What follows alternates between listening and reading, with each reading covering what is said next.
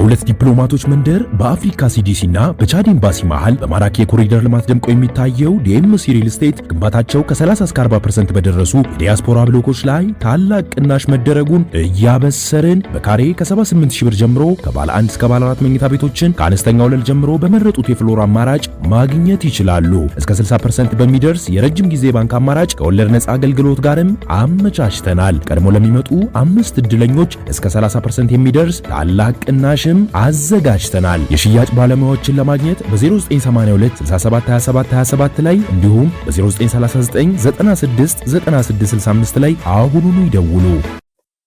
ሰላም ጤና ይስጥልኝ ክቡራትና ክቡራን በመላው ዓለም የምትገኙ አዲስ ምንጭ ሚዲያ አድማጭ ተመልካቾቻችን እንዴት ውላችኋል? እንዴት አምሽታችኋል? በያላችሁበት የከበረ ሰላምታችን ይድረሳችሁ። ዕለቱ ሚያዝያ 6 ቀን 2017 ነው። ለመላው የኢትዮጵያ ኦርቶዶክስ ተዋሕዶ እምነት ተከታዮች ደግሞ ሰሙነ ሕማማት የመጀመሪያው ቀን ላይ ነው የምንገኘውና እንግዲህ በጾም በጸሎት በምህላ ሀገራችንን እንድናስብ እንድታስቡ በአክብሮት ጥሬን አቀርባለሁ። ሰላማችሁ ይብዛ። እንግዲህ ዛሬ ሚያዝያ 6 ቀን 2017 ነው ስንል ይዤላችሁ ለመምጣት የፈለኩት አንድ በጣም አበይት የሆነ ጉዳይ አለ። የዛሬ ዓመት በዛሬው ዕለት አንድ አቅርቤላችሁ የነበረ እንግዳ ነበር። ሐሳቡን ያጋራን በፈታኝ ሁኔታ ውስጥ ነው ማለት ነው።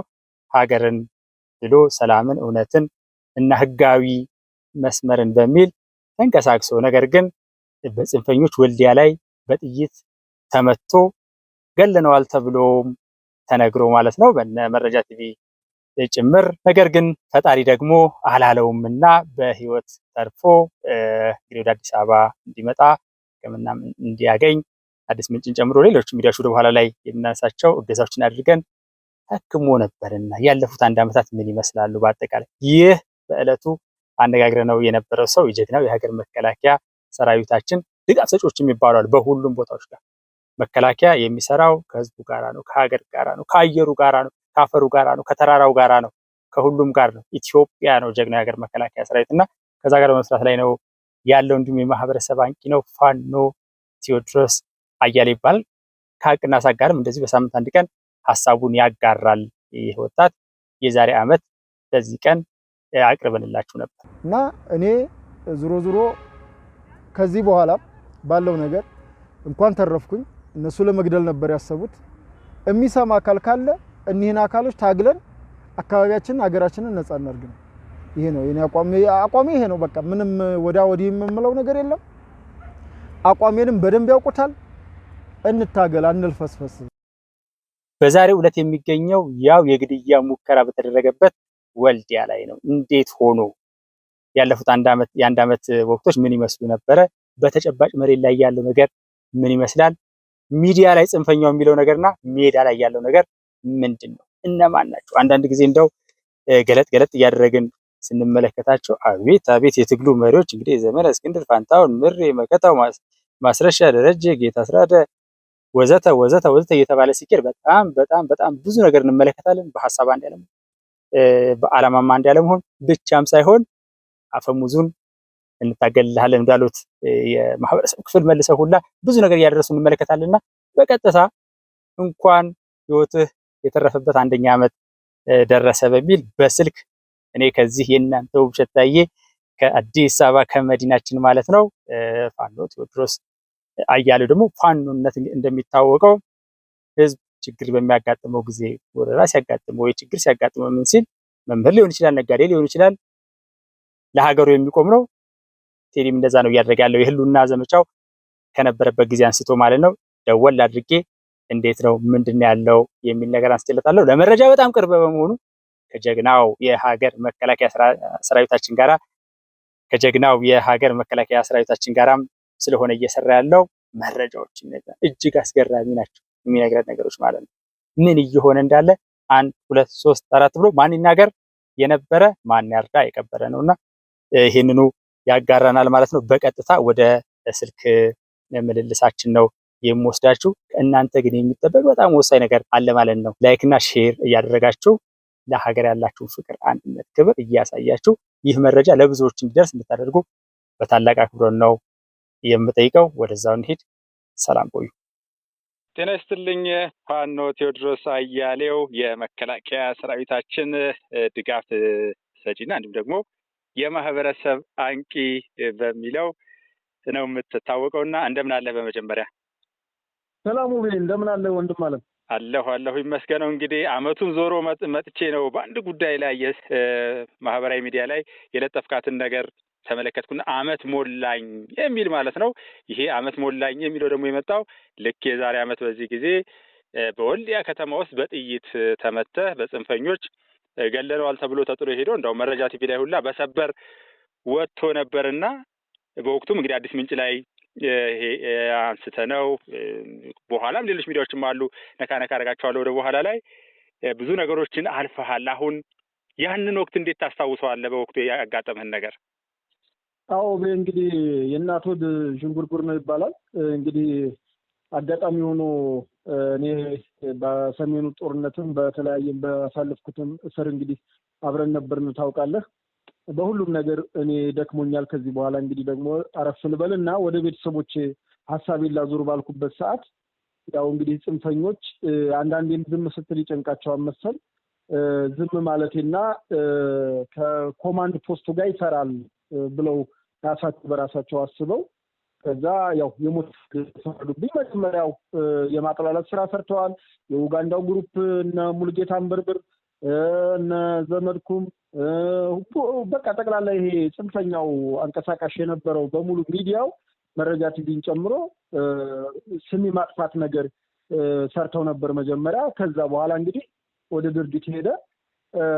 እንግዲህ አልጠበቅኩትም ስለ ዛቻዎቹ ምናምን መጀመሪያ የሰሩት ስራ አለ። እኔ ምንም የሰራውን ነገር ስላልነበረ ምንም ያደርጉኛም ብዬም ስላላሰብኩ እንግዲህ ሬስቶራንት ምሳ ከጓደኞቼ ጋር በልተን እንግዲህ ባልተጠበቀ ሁኔታ የመቱኝ። እንግዲህ ለጭንቅላት ያስበው ነው የተኮሰው። በሰዓቱ ያው አንገቴ ላይ አረፈ። ጭንቅላቴን ዝቅ ብዬ ቀና ስር ስለነበረ ጥይቷ አይመንት ያለችው አንገቴ ላይ አረፈ። መጥፎ ቦታ ነበረ። ሪፈር ተብዬ ጦር ኃይሎች ሆስፒታል መጥቼ እንግዲህ ጦር ኃይሎች ሆስፒታል በክትትል ላይ ነው የምገኘው። ማነው ውቤ? በጣም የሚያሳዝን ነው። እንግዲህ በአንድ በኩል አየህ እንደዚህ አይነት ነገር እንደውም ብዙዎች ምንድነው የሚሉት ጽንፈኛው ሚዲያ አካባቢ ግርግሩ ምኑ በቃ እንደው ቅጥረኛ ነው፣ ተከፋይ ነው፣ እንደዚህ ነው እንደዚያ ነው የሚል ነገር በስፋት ሲያሰራጩ ቆይተው ነው አስቀድሞ የስም ማጥፋት ነገር ነው ሲደረግ የነበረው ዘመቻው። ምን ነበር ያንተ እንቅስቃሴ ምን ይመስል ነበር? በተጨባጭ ያለው ነገር ምን ይመስላል የሚለው እንደው ትንሽ እንደው አንድ ደቂቃ ወስደህ። መልካም ውቤ፣ ያው እንግዲህ የጽንፈኛው ሚዲያ እንግዲህ ምን አይነት ሞራልና ምን አይነት ስብዕና እንዳላቸው ያው እርስ በራሳቸው አሁን የተገለጠ ነው። ነገር ግን ያው ከነሱ ጎራ ካልሆን ካንተ ከዛኛው ጎራ ነው ብለው ስለሚያምኑ ያው የኔን እንግዲህ የስርዓቱ ደጋፊና እንትና አድርገው ማለት ያው ሁሉ ነገር አድራጊ ፈጣሪ ነው የሚል ታርጋ ነው የሰጡኝ መጀመሪያ።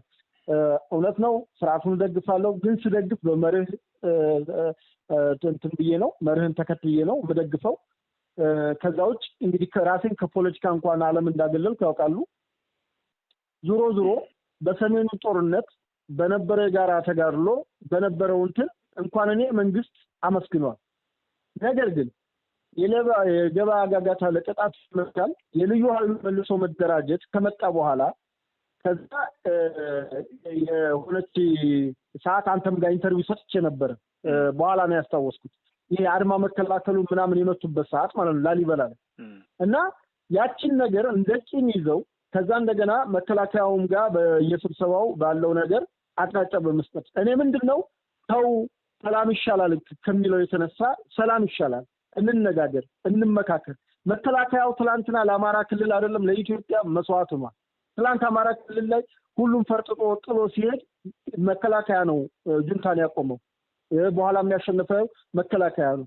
እርግጥ ነው ተሳትፎ አስተዋጽኦ ይኖራል። ነገር ግን እኛ ብቻ ነን ያመጣ ነው አትበሉ። ተውትና ሌላው የሌላ አካባቢ የሌላ ክልል ልዩ ኃይሎች ሚሊሻ፣ ኦሮሚያ ሚሊሻ ተሳትፎ ተጋድሎልና ለምንድን ነው የምትክዱት?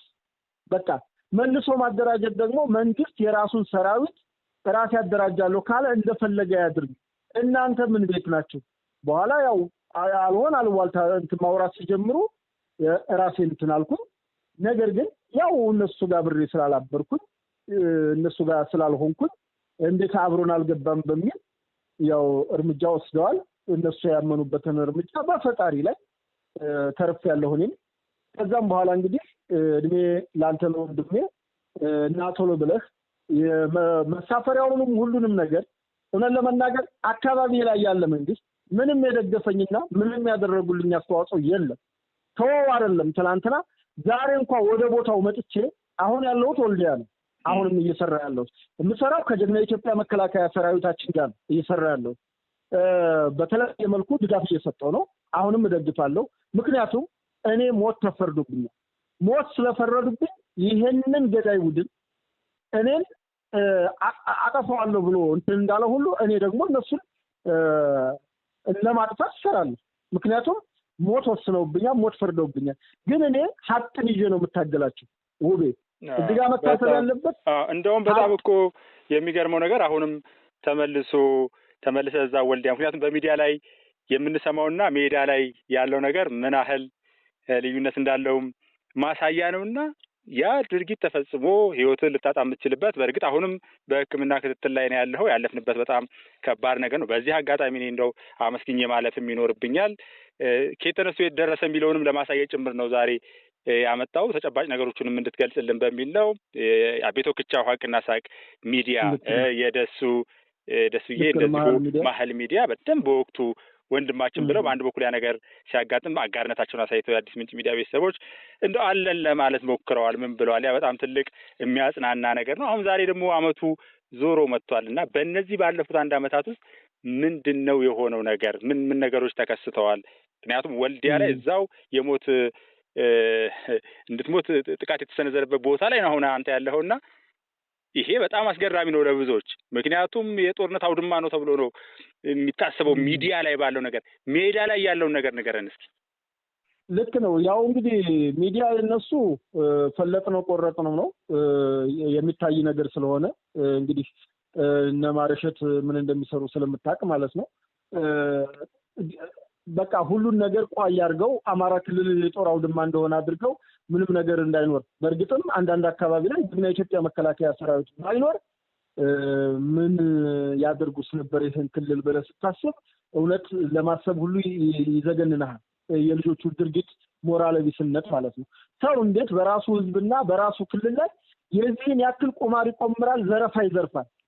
ታውቃለህ እንግዲህ እኔን ከመቱ በኋላ ያው ፍለፊት ወደ መጋፈጥና እንግዲህ አይደለም እኔ ቴድሮስ አያሌው ይቅርና ትናንትና በስንት ግፍ ያለፈብኝ ሁሉንም እኮ እንደው አይባልም እንጂ ነው የሀገራችን ሞራል ስላለ ነው እንጂ እኮ ትግል አስተምረን እኮ ሁሉንም እኮ እንደው መንገድ አሳይተን እኮ ለዚህ ትናንትና በወያኔ ሰዓት እኮ አሸሸ ሲል የነበረ እንትን ሲል የነበረ እኮ ነው አጎንባሹላ እኮ ነው ዛሬ እኛ ላይ እኮ እንትን የሚለው።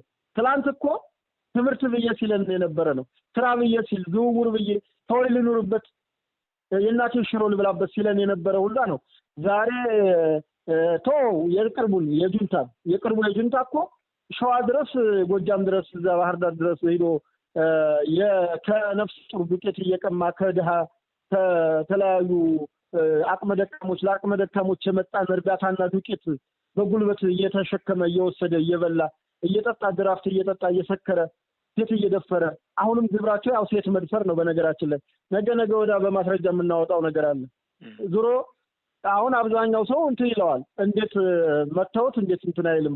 እንደውም አንዳንዴ ፖስት ሳደርግ አይተው ሊሆን ይችላል። እኔ ብዙም ስለኛለ አንተም ኮሜንት ቦክስ አልዘጋም። እኔ የማልዘጋው ይታው እስኪ ይውጣላቸው እስኪኛቸው ምንም አቅም የላቸው አፍ ብቻ ነው ያላቸው።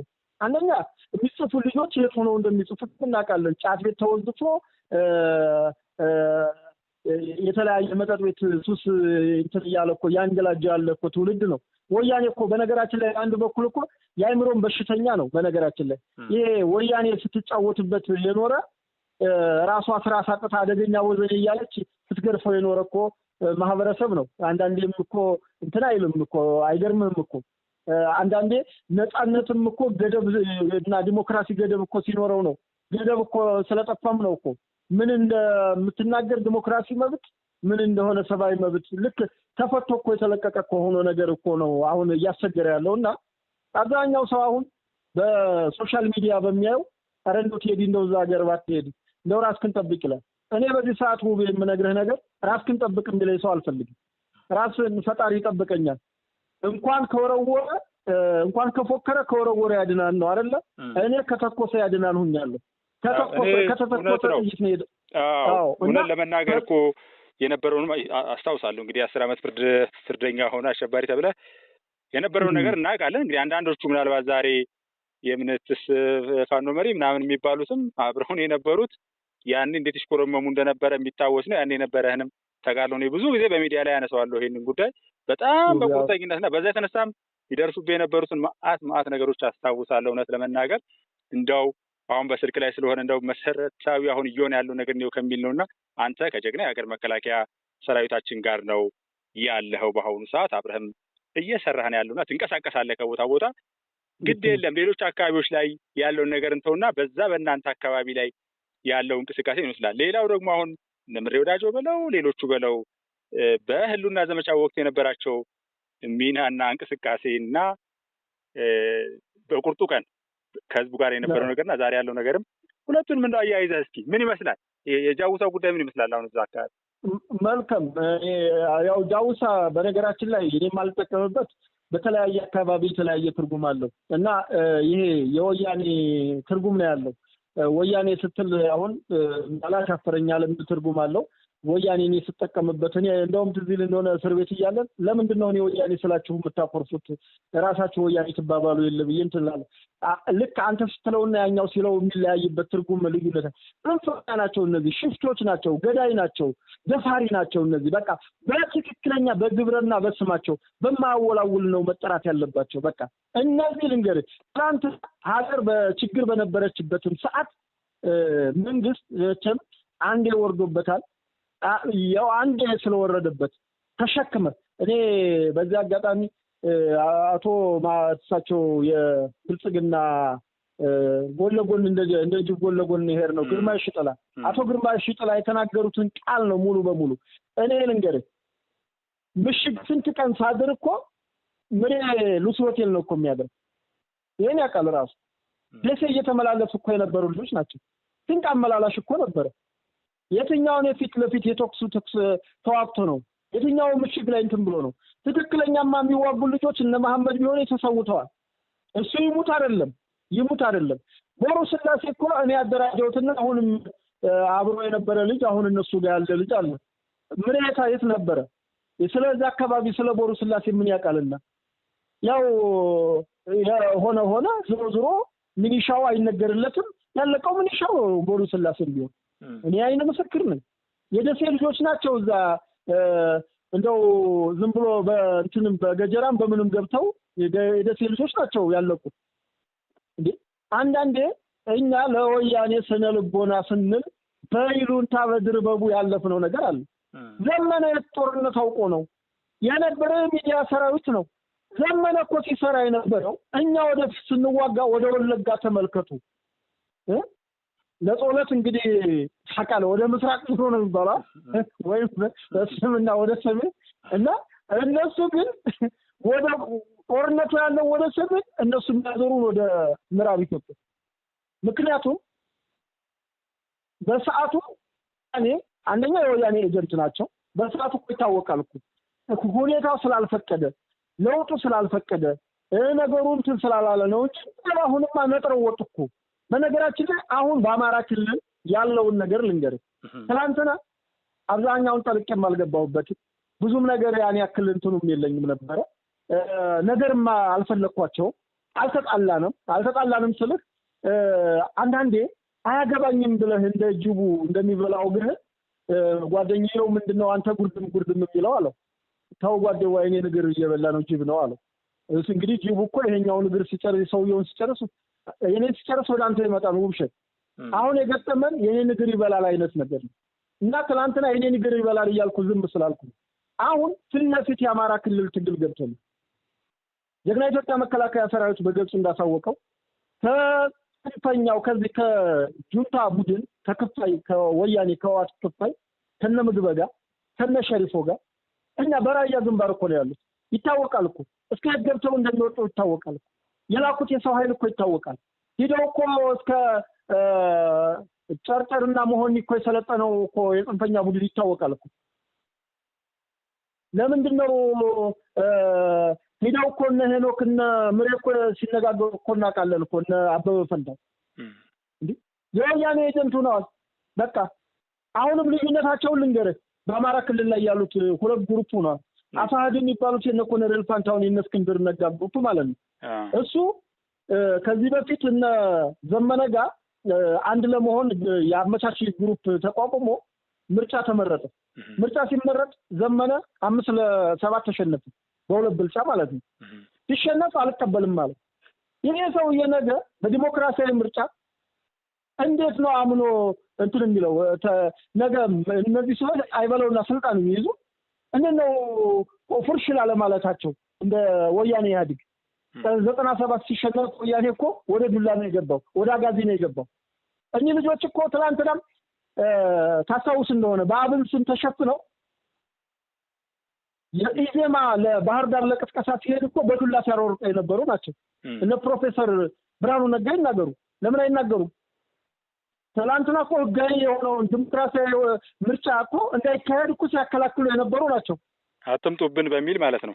አትምጡብን በሚል ነገ እኚህ ሰዎች አይበለውና ስልጣን ቢይዙ ዲሞክራሲን እንዴት አድርገው ነው ለህዝብ የሚሰጡት? ፓርቲ እኮ ማለት ህዝብ እኮ አልሰጠውም ውክልና። ህዝብ እንዲመርጠው የሚያግባባ ነው። ምረጠኝ፣ ይሄ ሀሳብ አለኝ፣ ይሄ አማራጭ አለኝ የምትለው ነው። ሰላማዊ ትግል ነው።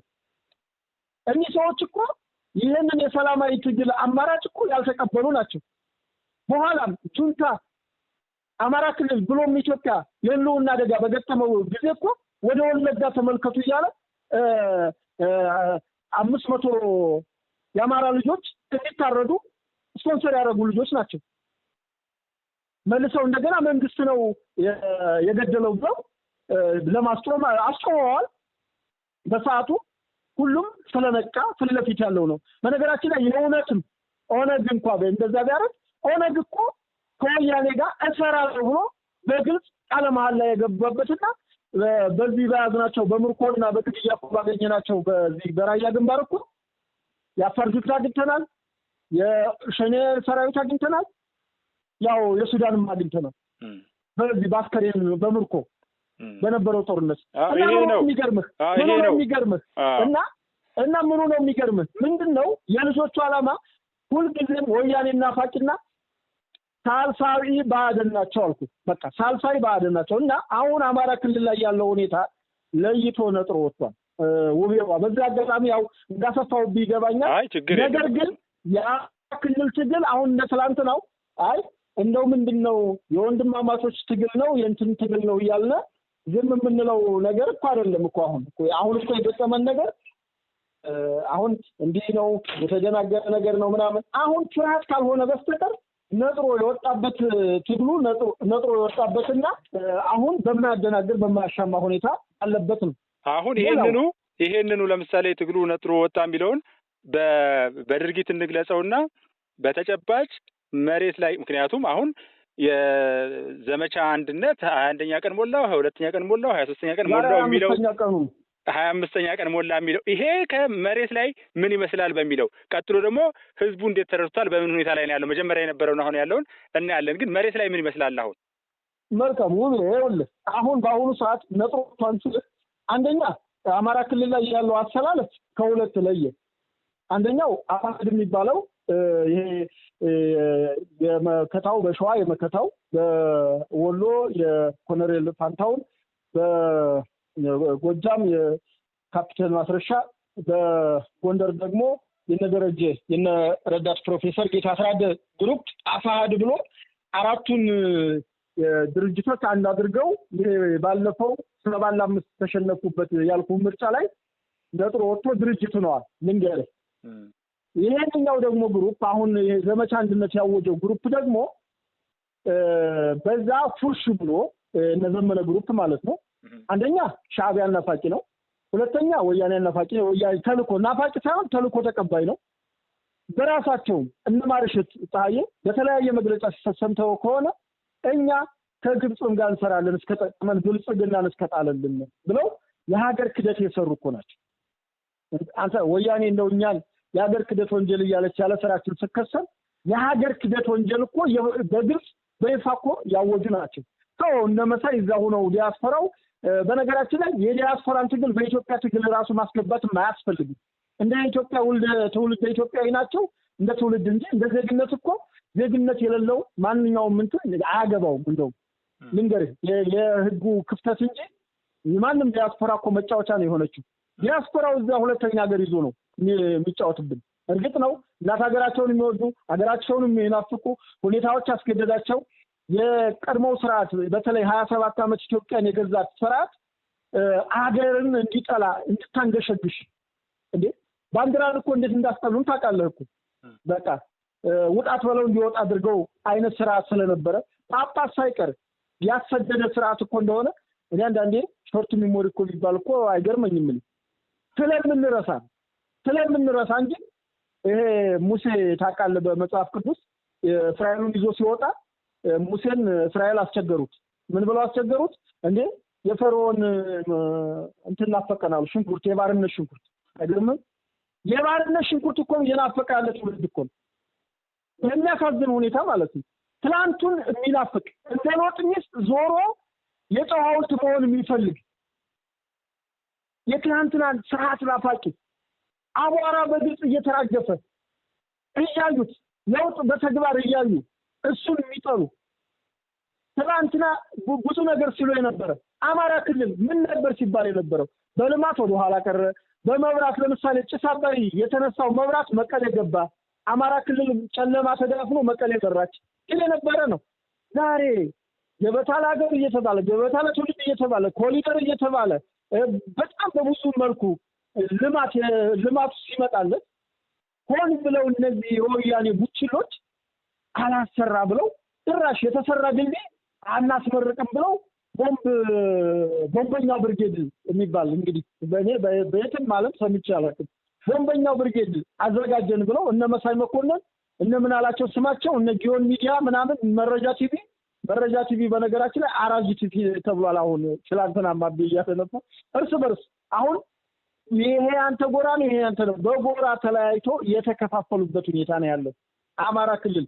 በተጨባጭ በርካታ ተማሪዎች ከትምህርት ገበታ የተገለሉበት፣ ትምህርት ቤት እንዳገቡ ብለው ድንቁርናን ያወጁበት፣ ትምህርት ቤቶችን ለጦር ካምፕነት የተጠቀሙ ያሉበት ሁኔታ፣ ትምህርቱ ደግሞ ሲቪሊያን ተመታያሉ። እንግዲህ ትምህርት ቤት እንዳገቡ ብሎ ከልክለዋል፣ አከላክለዋል። ለማስጀመር የሄዱ መምህራኖችን አግተዋል፣ ገለዋል፣ ረሽነዋል።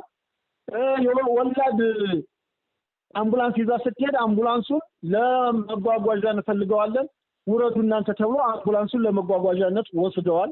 በተግባር እንግዲህ በተለይ ምስራቅ ጎጃም አካባቢ ብዙ በደሎች የተደረገው በአሁኑ ሰዓት ጎጃም ስለሆነ ጎጃም አካባቢ በገዛ ልጁ በርበሬ እየሳጠነ ያለ ህዝብ ማለት ጎጃም ያለ ማህበረሰብ በገዛ በነዘመነካት በእናስረስማል በእነማርሸት ፀሐዬ ውሸት ፕሮፓጋንዳ እንኳን ውላለው አይነት አለው ቅርጽ አለው የማይጨበጥ ውሸት ከሰማይ ላይ ተፎቀው እንደ አይነት ተግባር ያላቸው ልጆች ናቸው። ይሄን ደግሞ ህዝቡ ያየበት ህዝቡ ያወቀበት የተረዳበት የመንግስትን ሆደ ሰፊነት እንደው አሁን ህዝቡ ምንድነው መሰለህ የመንግስት ለምንድን ነው እዚህ ያክል ሆደ ሰፊ የሆነው እኚህ ልጆች ለማንም አይበጁም ብሎ የተረዳበት ነው ያለው። ይሄንን በምንም ሁኔታ ማረጋገጥና ማጣራት ይችላል።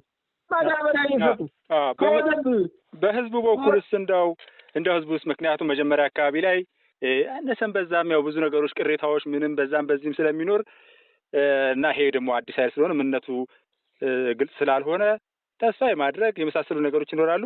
እንደ ህዝቡ ምን ይላል? ማህበረሰቡ ምን ይላል? እንግዲህ አብረው ስላለ አንተ አሁን መልካም ማህበረሰቡ እኮ አይደለም መጀመሪያው አንድ ግሩም ቢሮ አንድ ግሩም ጫካ ያደረገ እኮ ራሱ የብልጽግና ካድሬ እኮ ነው ሲበጠብጥ የነበር። እኚህ ልጆች እኮ የምናውቃቸው እኮ ጓደኞቻችን ናቸው። የምናውቃቸው ልጆች እንደነው ምን እዚህ ያክል ልብ ሊሰማው የሚችለው እንደነው ዘመን እዚህ ያክል ልብ ሊሰማው የሚችለው እንዴ እነ መከታው እኮ እነ ደሳለኝ እኮ በሰሜኑ ጦርነት ምንም አስተዋጽኦ ያልነበራቸው ልጆች ናቸው። አሁን ሸዋን የሚበጠብጡት ማለት ነው። የሸዋ ህዝብ እኮ ስንት መሰረተ ልማት ጥያቄ ያለበት በዛ በወያኔ ኢህአዴግ ጊዜ ሲጠየቅ የነበረ በደርግ ጊዜ ሲጠየቅ የነበረ የልማት ጥያቄ በለውጡ መንግስት እኮ እድሜ ለግርማ የሺጥላ አካባቢውን እኮ እንዲለማ አድርጎ ማለት ነው። በጣም በርካታ ብዙ ነገሮች እኮ ልማቶች ሄደው አሁን የመንገድ ስራዎች እኮ የተቋረጡ ያሉበት ሁኔታ ነው። በእነዚህ ደንቀራ በሆኑ ልጆች ማለት ነው። መጀመሪያም የህዝብ ድጋፍ አልነበራቸው። የማደናገር ነገር ነበረ። ካድሬ ስራውን ካልሰራ እንዴት ነው ታዲያ አንተ ተቀናቃኝ እኔ ነኝ አንተ በምታስተዳድረው ህዝብ ላይ ካልሰራ ህዝብ እኮ ወደ አሸነፈው ነው። ህዝብ ላይ አቋም አጠብቅም ውብሸት። ህዝብ እኮ አይገደልም እኮ አንተ ያልሰራውን ስራ ህዝብ እኮ ሊያጨበጭብልህ አይችልም እንዴ። ከሞይ ደጃፍ ሞፈር ይቆረጣል እኮ ነው የሚባለው። ለ5 ዓመት እኮ ጋራንት ሰጥቷል። ህዝብ እኮ መርጧል። ህገ መንግስታዊ እኮ ውክልና ያለህ አንተ ነህ። ህገ መንግስታዊ ውክልና ያለው የአማራ ብልጽግና ስልጣን ነጥቀው እኮ ነው የመንደር ሽፍታና ወንበዴ እኮ እየሰራ ያለው። እና ይሄ የመንደር ሽፍታና ወንበዴ እንደነው በህገ መንግስት በምርጫ የተመረጠን ስርዓት አፍርሶ ቡድን ሲያቋቁም የመንደር የጎበዝ አለቃ ሲያቋቁም ስም ብሎ እኮ ሲመለከት የነበረው አንድ ግሩን ጫካ አንድ ግሩን ቢሮ ያደረገና ስራ ያለበት ነው። ከእንደገና ልንገርህ የጭም መባቂያ አድርገውት የአባቱን ገዳይ የእናቱን ገዳይ በሆነ ሰዓት ጊዜ ጭን የያዘበትን እንትን የሚልበት። ሌላው በርካታ ወህኒ ቤቶች እንዲሰበሩ ተደርጓል። እነዛ ወህኒ ቤቶች ውስጥ የተፈቱ የተለቀቁ ልጆች እንደና አንተን ሰላም የሚያስቀምጡ። ምክንያቱም ህግ ከተረጋጋና ህግ ከተጠበቀ እንያዛለን ብሎ ያስባሉ። እንግዲህ በተለያዩ ደረቅ ወንጀሎች የገቡት ማለት ነው። ክልሉ ፖለቲካሊ መፍትሄ መስጠት አለበት እዚህ ላይ ውብሸት። ክልሉ ፖለቲካዊ መፍትሄ መስጠት። እናንተ በዚህ ግርግር ከእስር ቤት የወጣችሁ ልጆች መንግስት አይጠይቃችሁም ብሎ 4 ነጥብ የማያወላውል የማያሻማ እንዳስፈላጊነቱ ያልሆነ አረፍተ ነገር አለች እቺ የፖለቲካ እንዳስፈላጊነቱ ላልተወሰነ የምትባል እንደሱ ሳይሆን 4 ነጥብ አስረግጠው በእንዲህ አይነት ምክንያት ከወህኒ ቤቶች ሰብሮ ጽንፈኛ ያስወጣችሁ እኛም ምህረት ያደርግላችሁ መሆኑን አውቃችሁ በሰላም በአካባቢያችሁ መንግስት ወይም በአካባቢያችሁ እንድትንቀሳቀሱ ብትያዙ እንኳን የህግ አካል እንኳን ቢይዛችሁ እንዲህ ነበር እንዲህ ብላችሁ እንዲካላችሁ ምንም አትሉ የሚል ግልጽ የሆነ አረፍተ ነገር 4 ነጥብ የሆነ አረፍተ ነገር መናገርና በጣም ጥሩ ነው። እኔ ከዚሁ ጋር በተያያዘ ምናልባት እንግዲህ የሚያስፈልጉ ነገሮች ምህረት አድርጌያለሁ ሲባል በደል የግል ተበዳይ ስለሚኖር ለዛ ደግሞ ማህበረሰባዊ ነገሮችን አመቻችቶ ማድረግ ይቻላል። ይሄ አሁን ይኸውልህ ውብሸት ቆይ ይኸውልህ ውብሸት አሁን እየጠፋ ያለ ኢኮኖሚ አለ፣ እየጠፋ ያለ ማህበረሰብ አለ። ሰውና በደል አለ፣ ጭማሪ እኮ በደል አለ። አሳፈርከኝ ብሎ እኮ ይገለሃል እንዴ!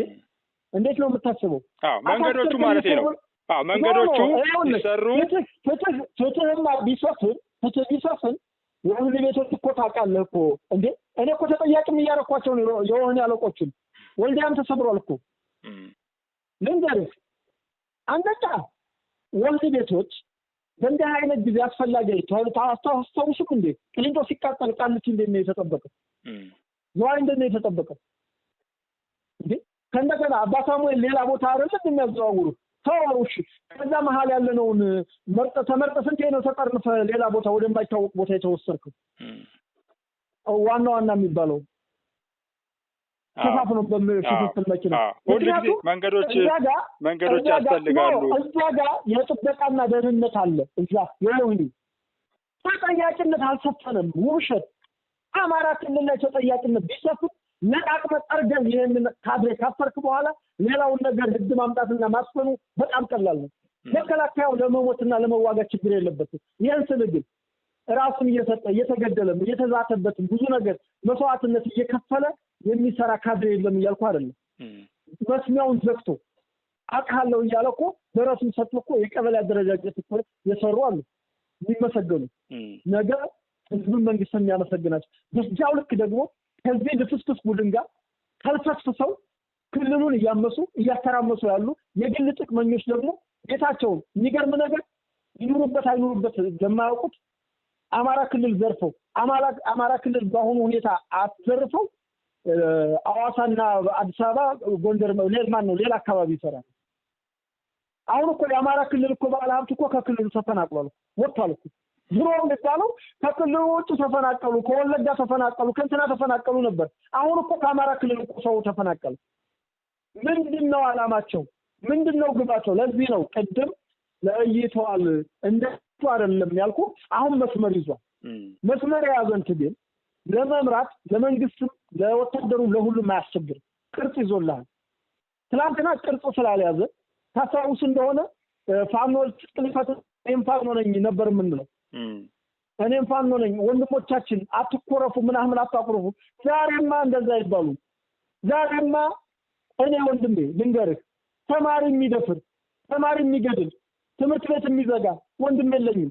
መንገድ ዘግቶ ሹፌር የሚገድል ሹፌር የሚያግድ የሚያቃጥል ሰሊጥ አይተሃል እንግዲህ ሰሊጥ ለምንድን ነው የሚቃጠለው? ቦቲ እንደዛ ሸንቁሮ እነ ደረጀ ቦቲውን ውሃ ነው ይላሉ። የነዳጅ ቦቲ ሸንቁሮ ነዳጁን እያፈሰሱ ናፍጣውን ውሃ ነው የሚፈሰው ይላሉ። እንዲህ አይነት ድንቁርናን ያፈፈኑ የድንቁርና ጌቶች ብለዋል ጠቅላይ ሚኒስትሩ። በቃ ድንቁርና የደናቁርት አለቆች ናቸው። ጊዜያቸውም ኡጋንዳም ያለው እዛም በተለይ በአሜሪካን በምንም ያለው ግሩፕ ድንቁርና በቃ ድንቁርናን እያፈፈኑ ነው ያሉት። እና ይሄን ነው እኔ ትግሌ ይቀጥላል። በእኔ በኩል ያለው ትግሌ ይቀጥላል። አሁንም ከጀግና ኢትዮጵያ መከላከያ ሰራዊታችን ጋር ያለው እንግዲህ ወደኋላ ወደፊት እንጂ ወደኋላ የለም። ትግላችን ወደፊት ነው፣ አናቅማማም። በዚህ አጋጣሚ ግን የሀቅና ሳቅ ቤተሰቦች፣ የመሃል ሚዲያ ቤተሰቦች ውቤ ወንድሜ አንተ ያደረክልኝ ከምንም ነገር በላይ ማለት ነው ከምንም ነገር በላይ ጦር ኃይሎች ድረስ ወስዳታል ከሌለ ጊዜ ላይ ደግሞ ሰውተህ በጣም ብዙ አረጋግተህ ብዙ ነገሮችን ለው በደረሰብኝ ነገር ተጎኔ ስለነበርክ ለኔ ምርጥ ኢትዮጵያዊ ወንድሜ ነህ። ጽንፈኞች ጎዱኝ ሊገሉ ሞከሩ። ኢትዮጵያ ግን አሳከመችኝ አከመችኝ። እዚህም ተባረክ።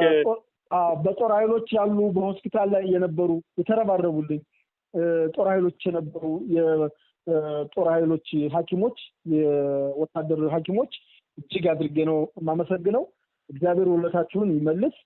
እኔ ያው ሕክምናዬ ገና ነው ግን ሕክምናዬ ገና መሆኑ እኔ ጋሽማ ምን አሉ እንደው ይሄን ጅሉ እንደምን ሚራራ እንደምን ነው እንኳን መቱኝ ያልኩት እንኳን መቱኝ።